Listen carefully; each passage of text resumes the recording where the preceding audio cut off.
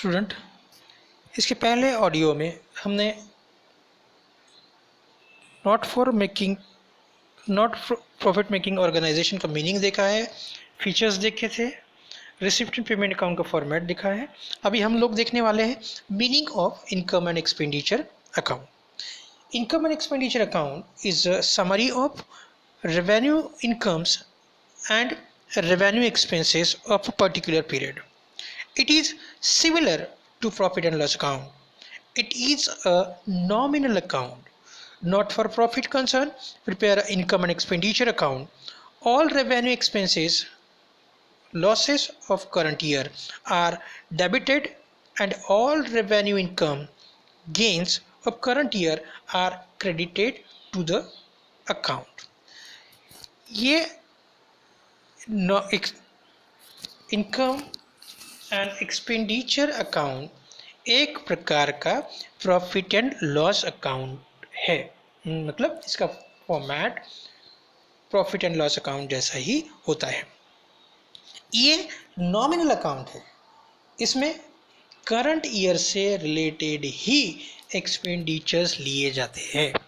Expenditure side में जो revenue expenses हैं और रेवेन्यू लॉसेस है करंट ईयर से रिलेटेड, वो डेबिट साइड में मतलब एक्सपेंडिचर साइड में लिखे जाते हैं, और क्रेडिट साइड में रेवेन्यू इनकम और रेवेन्यू गेन करंट ईयर से रिलेटेड वो क्रेडिट साइड पे माने इनकम साइड पे लिखे जाते हैं। अब यहाँ इनकम और एक्सपेंडिचर, फिर इनकम एंड एक्सपेंडिचर अकाउंट्स में इनकम जो है करंट ईयर से रिलेटेड ही लिए जाते हैं, चाहे वो लास्ट ईयर में आपको मिले हैं या नेक्स्ट ईयर मिलने वाले हैं। ये तीनों इनकम्स आपको करंट ईयर में लेने पड़ेंगे। और एक्सपेंडिचर, आपने करंट ईयर में आपने एक्सपेंडिचर किया है ना, कुछ पैसा दिया है, कुछ पैसा देना बाकी है ना, और कुछ आपने पहले ही दे दिया है। ऐसे तीनों एक्सपेंडिचर्स आपको यहाँ लेने पड़ेंगे, है ना। अब हम लोग देखेंगे इनकम और एक्सपेंडिचर्स अकाउंट का format. In the books of नाम रहेगा income and expenditure account for the year ended 31 March, year रहेगा। जैसे आपने प्रॉफिट एंड लॉस अकाउंट बनाया है वैसे ही आपको इनकम एंड एक्सपेंडिचर अकाउंट बनाना है। फॉर्मेट है उसका एक्सपेंडिचर अमाउंट के 2 कॉलम, इनकम अमाउंट के 2 कॉलम।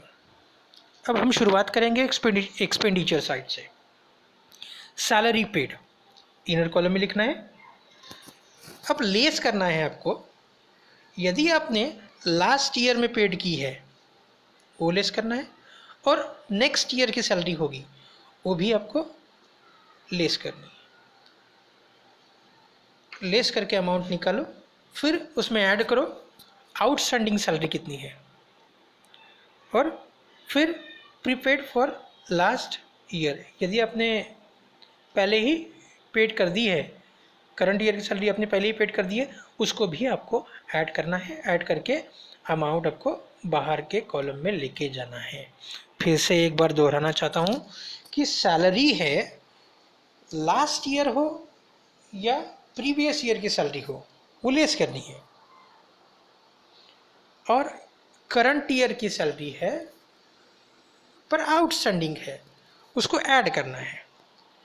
प्रीपेड करंट ईयर से रिलेटेड सैलरी है पर आपने प्रीपेड पहले ही पेड कर दी है, उसको भी ऐड करनी है।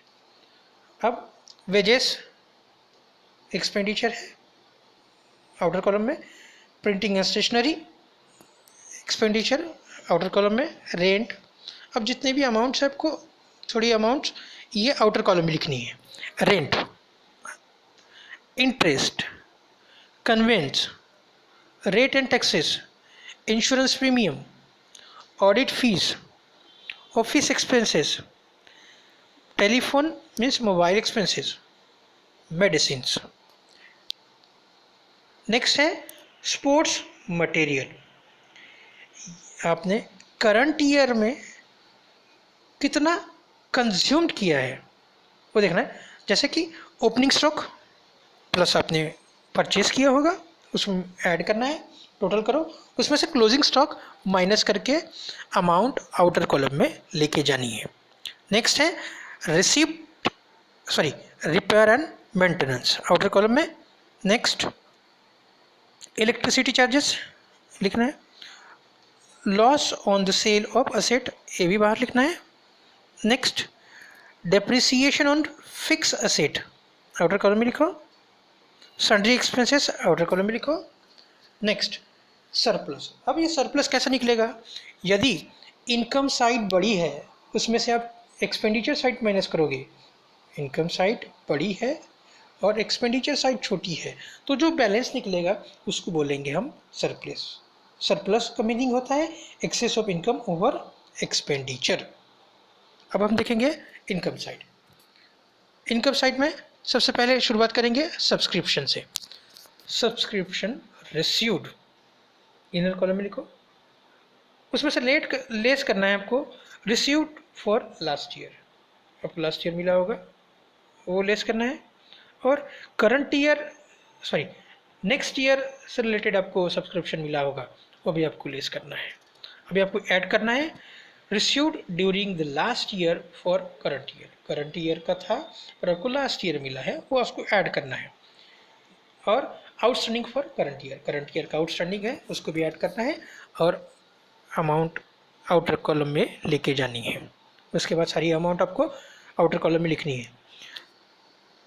रेंट रिसीव्ड, रेंट मिला है इनकम है आपका। इंटरेस्ट रिसीव्ड है इनकम है। डिविडेंड रिसीव्ड है ये भी इनकम है।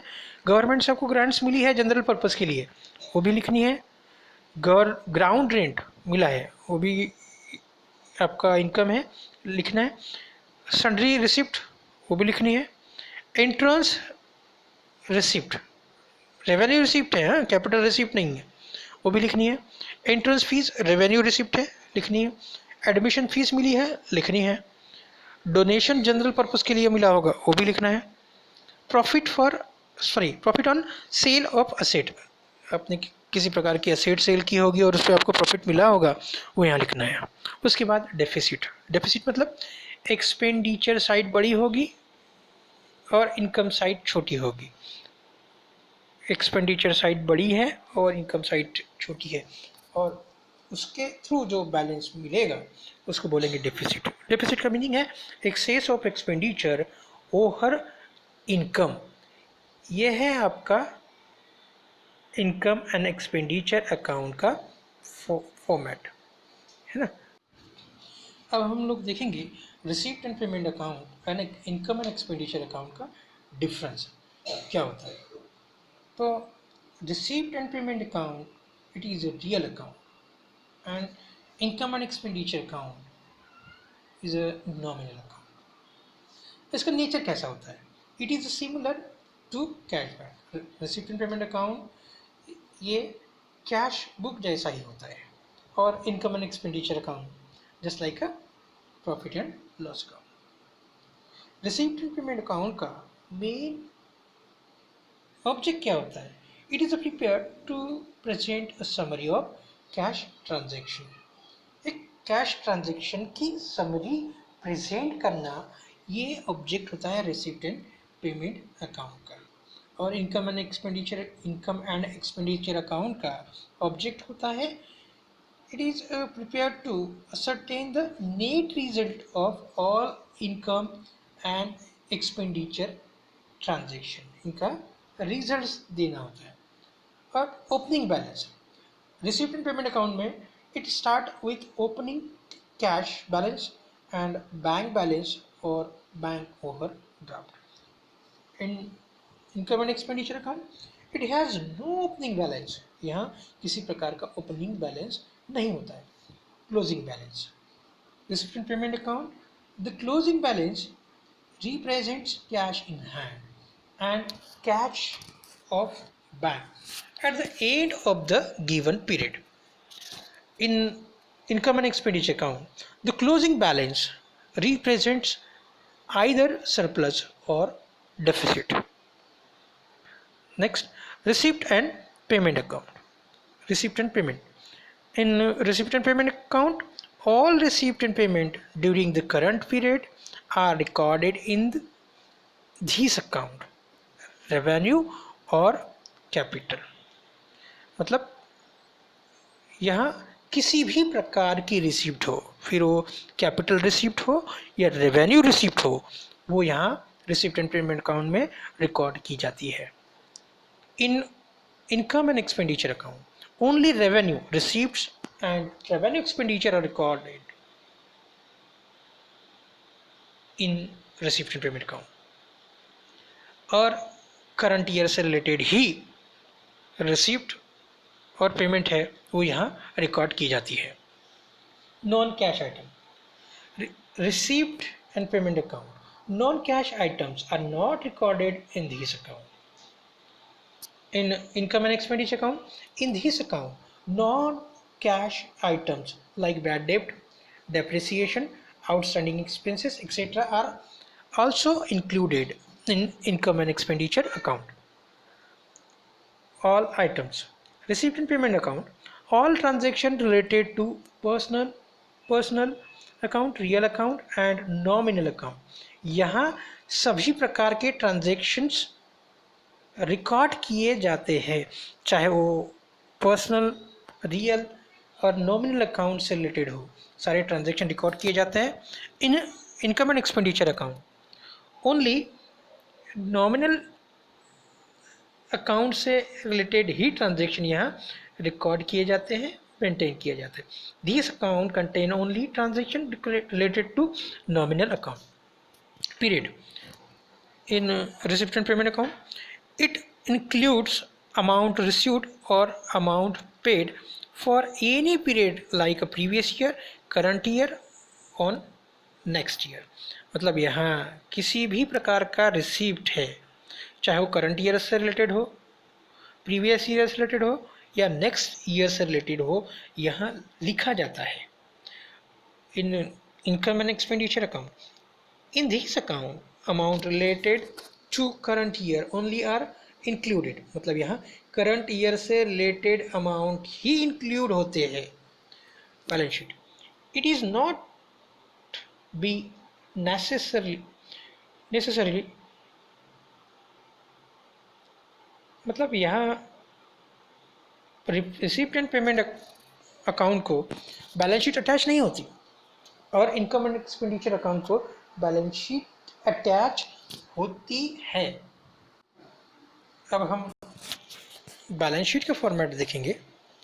बैलेंस शीट का फॉर्मेट आप लोगों को पता ही है, लायबिलिटी अमाउंट के 2 कलम, असेट अमाउंट के 2 कलम। अब हम शुरुआत करेंगे लायबिलिटी से। कैपिटल फंड, आपको एडजस्टमेंट में दिया होता है कि एंट्रेंस फी को कैपिटलाइज करना है ना, तो वो आएगा आपका कैपिटल फंड में। तो शुरुआत करेंगे, ओपनिंग बैलेंस इनर कॉलम में लिखना है, डोनेशन होगा उसमें ऐड करना है, एंट्रेंस फी होगी वो ऐड करना है, और यदि आपका सरप्लस हो ऐड करना है। टोटल बनाने के बाद यदि आपका डेफिसिट होगा तो माइनस करके अमाउंट आपको आउटर कॉलम में लिखना है। इसके बाद सारी अमाउंट्स आउटर कॉलम में लिखने हैं। बिल्डिंग फंड आपकी लायबिलिटी है। एंडोर्समेंट फंड ये भी आपकी लायबिलिटी है। देन टूर्नामेंट फंड ये आपकी लायबिलिटी है। स्पेशल फंड लायबिलिटी है। Charity fund, sundry creditors, bank overdraft, other loan, outstanding expenses, pre received income, यदि प्री रिसीव्ड आपको इनकम है वो आपकी लायबिलिटी है। Means subscription received in advance, means आपको सब्सक्रिप्शन एडवांस में मिला है, मतलब ये क्या है आपकी लायबिलिटी। लाइफ मेंबर फीस है। इसमें से यदि किसी भी आइटम में आपको डाउट हो तो आप पूछ सकते हो। अब हम लोग देखने वाले हैं एसेट साइड। एसेट साइड के सारे आइटम्स आपको आउटर कॉलम में लिखने हैं। कैश इन हैंड असेट है, कैश एट बैंक असेट है, फिक्स डिपॉजिट ये भी आपकी असेट है, इन्वेस्टमेंट किया होगा आपने एसेट है। सन्ड्री क्रेडिटर्स एसेट है। लैंड एंड बिल्डिंग एसेट है। फर्नीचर एंड फिक्चर्स एसेट है। Plant and machinery asset. Equipment asset. Playground है आपका, वो आपकी एसेट है। Motor vehicle asset outer column में। लाइब्रेरी बुक्स एसेट है। स्टॉक ऑफ स्पोर्ट्स मटेरियल, ये भी आपकी एसेट है आउटर कॉलम में। Stock of stationery outer column में। स्टॉक ऑफ ड्रग्स, ड्रग्स का स्टॉक बचा होगा, ये आपकी एसेट है। लोन्स एंड एडवांसेस गिवन, ये भी आपकी एसेट है। एक्रूड इंटरेस्ट, इंटरेस्ट आना बाकी है, इनकम आप सॉरी एसेट है आपकी। प्रीपेड एक्सपेंसेस आपने पहले ही पेड कर दिए होंगे एक्सपेंसेस, वो भी यहाँ लिखने हैं आउटर कॉलम में। आउटस्टैंडिंग इनकम है, आउटस्टैंडिंग इनकम है, इनकम आना बाकी है, ये आपकी एसेट है, आउटर कॉलम में लिखना है। दोनों कॉलम की टोटल करनी है आपको, वो इक्वल आएगी। ये रहा आपका बैलेंस शीट का फॉर्मेट।